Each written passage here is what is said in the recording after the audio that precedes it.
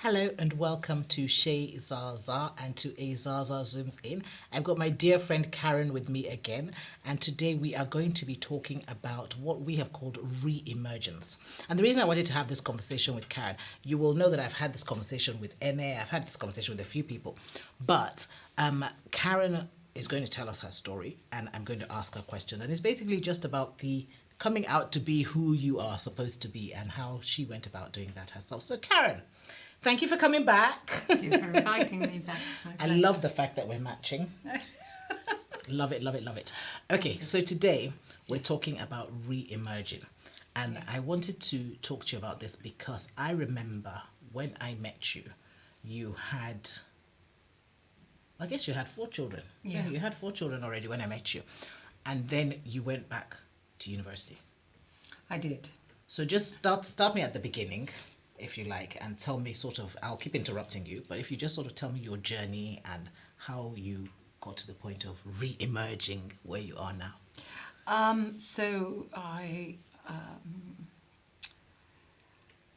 After I had 4 children, my marriage fell into difficulty. Partly because my focus was completely on my children. And my husband was not part of the agenda as far as I was concerned. Do you think that was a conscious thing? No. Was it conscious? No. Okay. I was just Focusing overwhelmed. and being a mom, yeah. Overwhelmed with the children, and there was no relief. I didn't have really hardly any help, and so there was no relief in order for me to have the space for my husband. Yeah. It wasn't an intentional thing, but it was. The breakdown of our relationship was partly Yeah. my fault. He left, and I was left with a few children, and it was very difficult. And I spent a long time crying until I couldn't cry anymore. And it was actually a friend of mine, a couple, Horst and So, who took me to their friend's house for lunch one day, and she was a painter called Inge Clayton. And after we'd eaten something and drank something and we'd chatted and introduced ourselves to each other, she took me to her studio and locked me in. Did she know that you had artistic talents? And Okay. it came up through the conversation. So she locked me in the studio and said, paint, just paint. And it was such a relief for me to have a way of expressing how I felt, which I couldn't put into words. And so the next day when I woke up, I felt different, and I felt like I needed to explore this avenue of conversation, this way of being able to express myself. And so I took myself back to college, and it was difficult. It was very hard because trying to negotiate the children and my own space. But what I found after, I was very shy when I first walked in because I was amongst a lot of younger people. I was Okay, of course, one of yes, the yeah. oldest in the group. And they'd all come from schools and college and stuff, Yeah. so they were already in the vibe. I didn't really know how I was going to fit in. And trying to fit in there and balance that with the children's and my responsibilities as a mother was very difficult. But what I found was they engaged with me not as my children's mother, not as my husband's wife, but just As with Karin. me as a person, Yeah. which was invigorating and terrifying all at the same time. And something you hadn't had for a while, I guess. No, well, Yeah. it really came to the fore when it was lunchtime one day. This is a ridiculous thing, but it was lunchtime one day and we went out for lunch, and somebody said to me, "What do you like to eat?" And I didn't you know. telling me this, yeah. I didn't know what I liked to eat because I ate whatever was left on the plates from the kids or whatever I thought the kids should be eating. And I was really stumped. I was like, I actually don't know what I like eating. I eat whatever we're doing, whatever's on the table. So what do you like to eat now? Oh, Indian. Just thought I would Italian. Check. Just thought Indian. I would check. Yeah. Okay, yeah, go on. And it was a journey. It was a huge journey. And I became absolutely obsessed with this investigation into who I was and this whole new world. And that in itself caused huge amounts of problems. Because in this space where I was talking about myself and my feelings, and it's intoxicating to be able to express yourself and be related to about your personal qualities. And then I would have to go back to the children. Now, I love my children dearly, but in that role as a mother, I felt continually failing and not doing well and not knowing what I was doing. And so there were these two roles that I was taking up. One where I was beginning to blossom and become myself and exploring who I was, where people would relate to me and say nice things to me and respond well to what I was doing. And I was becoming successful as a person. Yeah. Just as a person, nothing more than that. Yeah. And then I would go back to my role as a mother, where I felt like I was completely failing all the time, and it was very difficult to then balance those things. And I think probably my children felt a lot of that anxiety. It's so interesting because I think that as women we do tend to have so many roles. So you marry and you lose. I think you said this. Let me not steal your words. What do you say that you said? We get Traditionally, married. Traditionally, you marry, you give up your name. You get pregnant, you give up your body. You have a family, you give up everything that's left, your aspirations, your time, your sleep, the way you dress, your self-expression, and you lose yourself completely, I think.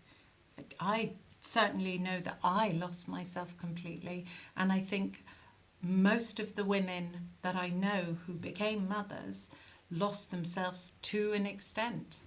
I think, and it's funny because when we were talking about parenting, you said something about how I am responsible for the child because I grew the child, the child grew in me and I'm responsible. And I wonder if it isn't related to that because we feel such an overwhelming sense of responsibility for the children that we dive in fully, because you're like, I'm responsible. Anything that goes wrong with this child is on me. Yes. So you dive in fully, and in doing that, you pretty much neglect yourself and everything else, that has anything to do with you because you are not important. And I think there's an element of that is true, certainly in the early stages because the child is totally dependent on you. Yes. But I think it's about learning how to find the balance when the child, I had a lot of experience before I was a mum of mothering, if you like, because I was one of the last in my, well, that's not true, but because I had a whole lot of friends that were after me, but in terms of I had older sisters who had children, I'd looked from when I was young, I'd looked after younger cousins and stuff. But I think I was very intentional, and I remember one of my friends saying to me, because I was like, as soon as they're off breast milk, they're going to spend the night at my sister's house. You know what I mean? I was very intentional about getting them out whenever I could, because I didn't want that thing of, well, first of all, I wanted my space, but also I didn't want clingy children because I felt like that would lead to clingy children, rightly or wrongly. I don't know if that's the case, but I felt like if I was too much, So I think I was one of the lucky ones, in the sense that I didn't fall so far into losing myself. Of course, I lost bits of myself, and I did, but I was a bit more alert, a bit more aware of certain things. And I have to give my husband credit a bit, a little bit, because he was also like, I married Tinuke, so I want Tinuke. You know what I mean? So he was also looking for me, which helped me to kind of hold on to some of me. Do you know what I mean? But I Yes, can I do see how it's understand that. so easy to just, because it, like you said, it's overwhelming. It takes over your life. You just fall straight into the role. And for us as people that were brought up in Africa, the same thing happens with wifehood. You know, you become a wife and you're expected to, and I think maybe it happens here as well to a certain extent, but much more there, where you give up your name and you give up your rights. You are now his. You know what I mean? Yeah. So it's very easy to get lost in. Anyway, sorry, we were talking about roles. So you had those two roles. Yeah. I've diverted again, haven't I? Sorry. That's what we do here. So anyway, so yeah, the two roles. So how did you just muddle through, or did you have like strategies? Because I always feel, and this is what I say to my children, I feel that if I'm okay, so like in that role where you're getting to know yourself, you're a successful Yes. person, if I'm okay, then I can bring something of that to my other roles to make it. Did you find that you were able to do that, or was it? I think that my childhood was very dark and very violent, and I didn't have until much later a role model of a mother. Yeah. And I didn't know how it was to be in a safe family and in a family that was secure. And so my decision was, as soon as I had a family, I was going to be the perfect mother that I never had. Yeah. And so I threw myself 150% into the role of doing it and completely drowned. But you know what? drowned. Thank you for being so vulnerable, because I think that it's so important. I always say this, that people, you have to look at where people are coming from, because we're a product of our environment, our upbringing, our experiences. Yes. And you know, someone can look at one mother and say, why is she behaving like that? But if you don't know where she's coming from, Yeah. you don't understand why she's behaving the way she is, or whatever the situation is. And I think that's such a valid point, because depending on what you have experienced, you will behave in certain ways. So thank Yeah. you for your vulnerability. No, thank We're going to talk about vulnerability later, just so you know. So, okay, so you literally threw yourself in I did. and drowned. Into motherhood, yeah, but then having this parallel path that I began on, where I was looking for myself and being, I was gaining attention and respect in being a person. And that was paralleling at the same time with me trying to be a mother and feeling like I was constantly failing. It's difficult. It's a difficult job. It's the most difficult job in the world. Yeah. And it doesn't have enough respect. It doesn't have enough help. It doesn't have all of the things that it should have in order to make it easier. We are bringing into the world what the world's future is going to be. Yeah, yeah. And so you would think. Yeah. You would think that that is Yeah. actually like the most important role ever. Yeah. You know, but yeah, unfortunately, people don't give it the credit that it necessarily, not necessarily, that it deserves, I think, sometimes. I think you're right. I think that eventually I could start to bring that joy and that happiness and that security into my family, but it didn't happen for many years. For many years, there was a comparison. There was a comparison, and that was difficult, and that wasn't anything to do with, that wasn't the fault of my husband, that wasn't the fault of my children, that was just society. Not respecting mothers, not providing for mothers, not providing the help and the care and the respect for the job that you're trying to do. Okay, so you mentioned your husband now, because you said he left. Yeah, So did he come back? he did come back. He's a great I know. man. He is a he's great a man. great man, yes. He's a great husband. He's a great father. He is. But it's a relationship. We've been together now 34 years. You know, I our path has not been flat. Yeah, no, it won't be. It was, and we were learning to be a couple. We were learning to be parents, and it was not always easy. But I'm very grateful that he stuck with me. Well, he's lucky to have you. I tell him all the time. But what I was going to say was, do you think? Yeah. So at what stage? And tell me when I'm prying too much. You can just say that's none of your business, girl. But at what stage do you think that his return had anything to do with your blossoming as a person? Did he see that happen? Oh, Or yes. was it? Okay, explain, please. I was moving on. I was moving on. And he decided to move back in. And I was not happy with the situation. You've come to spoil my fun. I was not happy at all. And his words were, "You fell in love with me once, I'm going to make you fall in love with me again." And he did. He did, and that's what happened. Bless. Oh, this is... Okay, so, we call this re-emergence. Yes. So let's bring this back. We've got 10 minutes. Can you do this in 10 minutes? That's a huge subject. We'll do our best. Let's bring it back to the importance of, you see, I'm wearing a butterfly top. Did you see this? Because the butterfly, you mentioned this earlier. Yeah. Can you speak about that? So I think that you go, and this is a broad generalisation. Yes. Everything here is personal opinions and generalisation, and we know that. So it's kind of like being a butterfly, motherhood. You go through this process, then you go into this nurture mode, into your cocoon, you're bringing up your children, you're learning a lot about yourself, even though you don't realise it. Through all of these processes, children teach you huge amounts. They make you question everything about yourself. But at some point, hopefully, you find the energy, the time, which is hugely important, and you have the support to be able to come back out into the world as you. So, okay, I have this thing, and I say it all the time.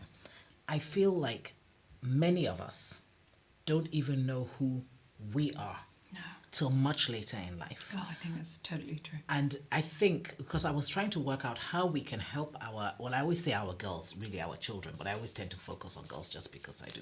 But, how we can help our girls to find out who they are sooner than, or is it just a thing that we don't find out till we're 30 or, till we hit a certain point? Because I feel like there's so many, when you say you come back to who you are, so you found out who you are when you now started mixing with people who valued you as a person, etc. Yes. And your case is slightly different because of where you were coming from. Yes. But I feel like for me, I was one of the fortunate ones in the sense that I kind of knew pretty much who I was earlier on than most women find out. I then had to go back and do some deep diving, to find out exactly who I was. But I think if you don't know who you are, then you're already at, you know what I mean? It's a problem. Because how do you come back out? You say, I love the butterfly. I'm all about butterflies. And for me, it's not even about parenting. It's just about life. It's like you come out, like over life, you kind of go in, you work. That cocoon thing that you talk about is the deep, finding out who am I, looking into yourself, asking yourself questions. And then you come out this beautiful, colorful, full of life, full bloom, type of person the other end. Some people come out at 25, some people come out at 65, as the butterfly. And I don't know whether there's a way to quicken the process or if it's just individual. I think it's experience and it's time. It's experience and time. And when people ask me that question, my answer is go out and experience life. That's how you'll find out. And it's not a regimented thing, because the things that you think are going to happen and the way you think you're going to deal with things, they pretty much are not going to happen like that. So go out, experience things, understand where you then stand on them, understand what your perspective is on them, have your perspective changed. And through that you learn who you are and what you'll put up with. That's a huge thing. Where your boundaries are. Yeah. Yeah, who did I speak to about boundaries recently? I had a conversation with someone about boundaries because I think that that's another key thing that, again, I know I'm generalizing and I'm always coming back to women, but I feel like sometimes women don't have the right boundaries in Oh. place. We don't even, so go on. I can I see think- you're ready to let loose. I think as a mother, you have no boundaries. Well, unless somebody comes for your kids, and then that's a line you just don't ever want to cross. But for yourself, Yeah. you don't have boundaries because you give everything. And for me, I tried to give everything. It was such a huge mistake. In trying to give everything, I ended up probably giving nothing. Yeah, yeah. That's actually such a, oh gosh, in trying to give everything, you probably ended up giving nothing. That's a really sad statement, but a very valid one. Because, yeah, I think boundaries are so important. And the conversation that I was having, we were saying that, even within marriages, well, I was saying that even within marriages, there should be boundaries. And one of the girls was saying, oh, really? She never thought of it. And I was like, well, I think so. I mean, there are different boundaries, but there must be boundaries because the whole point of boundaries is knowing who you are, what you will take, what you put up with, protecting yourself, that sort of thing, which I think sometimes people look at boundaries as a dirty word, like it's a bad thing to have boundaries, but I think it's a really good thing. No, I think it's very important. Yeah. Okay, we have 4 minutes left. What else are you going to say about re-emergence before we close off? Do you have anything else to say? I think that finding yourself and re-emerging as yourself is really important. But I think overall, the overall umbrella is trying to get the balance. Why do you think that re-emerging as yourself is really important? Why is that important? Why can't I just stay in my cocoon? Who is it important for? Is it for me? Is it for others? Both? Everybody. It's important for everyone. To find we get one life as far as we know on this earth. Yeah. You need to experience who you are. You need to experience how you think. The world is a beautiful place. You need to go out, experience all of the world, and experience other people, meeting with people, sharing your views, caring about other people. It's very rewarding. I'm to so be glad able you to said do that, that. actually, because I think a lot of the time we think of ourselves as individuals, which we are, but we're meant for community. Yes. And I think sometimes we forget that. And, you're kind of, well, I'm okay by myself. I'm okay, and I think that, like you said, you need to meet people from different nationalities, from different cultures, you need to, get in with people to know what humanity is like and Yes. see where you fit into humanity. I think it's underlying, it's the basic primal instinct that we all have is to connect and to feel connected.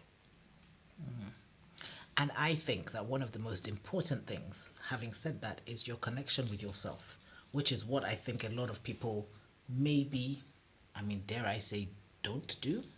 Or, because I actually think a lot of people don't actually connect, or when maybe at the point when they start to connect with themselves, it's quite late on. Yeah. Whereas if you could connect with yourself much earlier on. I always say there's something I said one day and someone said, you are so arrogant. But I actually meant it, and I didn't mean it in an arrogant way. I actually literally meant that because somebody was saying to me, I said, when someone doesn't want to be my friend or doesn't want to get to know me, I always feel, gosh, you don't know what you're missing out on. Is that arrogant? That's Tanuka. It's not arrogance, it's Tanuka. But I honestly, I don't mean it today. I just think there's so much that I could have brought to your life, or you know what I mean, and that not because I am the best at anything, but I just feel like, and I also feel vice versa, that I'm missing out on whatever they have to bring. But I always look at it like, it's almost like, anyway, she said I was very arrogant, that how could I make such a comment? But I really believed it. I wasn't trying to be arrogant. I was just saying that I actually honestly believe that you're missing out because, I think to find out who you are, you have to let go of who you think you are. Yes. You have to be authentic. And in order to be authentic, you need to be vulnerable. And that's what we're going to talk about next. I'm so excited. Okay, so, gosh, what were we just talking about? Emergence. Emerging. Re-emerging, actually. Re-emerging. Yeah. So I don't know what you guys think. We're hoping, when we have conversations here on Shea Zaza, the idea is that we get you thinking about things to go away and start having your own conversations. And we don't know where your conversations will go. If you share them with us, we would know, and we'd love to hear. But it's literally just to get you thinking and talking about things that maybe you haven't thought about or spoken about. So, re-emergence. We think that it is so important that we are the people we were created to be, that we come out as the people we're created to be. We understand that life is life, and so much of life just piles on that sometimes you can't find yourself beneath everything that life has thrown at you. But in the end, God created you and you are there somewhere. So the onus is on you to find yourself. And I say find yourself because I know that's a funny word, because it's like, am I really lost? But you know what I mean. Don't be too literal. Find yourself. Find out who you are, who you're supposed to be, and come and give the world. Because they say it all the time, the world is waiting for you to arrive. Yes. You know what I mean? That somebody is waiting for you to arrive. So where are you? Where are you? Find yourself and arrive. And please, let us know when you do. Let us know how you did. Let us know if you have. Just get in touch. We would love to hear from you. Don't forget to follow us on YouTube. It's at Shea Zaza. And Karen's, also Karin, please follow Karin on Instagram. I forgot to say that last time. Follow her on Instagram. You can see her thing there. And we'll see you next time. Thank you. Sorry.